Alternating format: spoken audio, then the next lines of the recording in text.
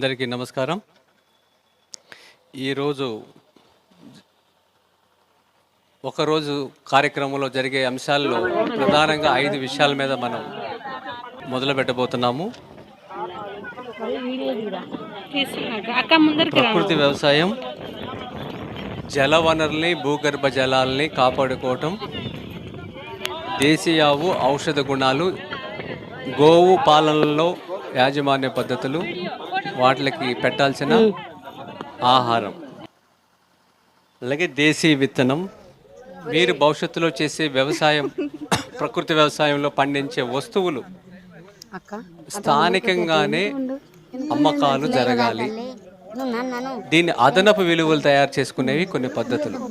నేరుగా విత్తనాన్ని, ముడి సరుకుని అమ్మకుండా కొన్ని చిన్న చిన్న మార్పులతో స్థానికంగానే దీన్ని మీరు అమ్మకాలు జరగాలి.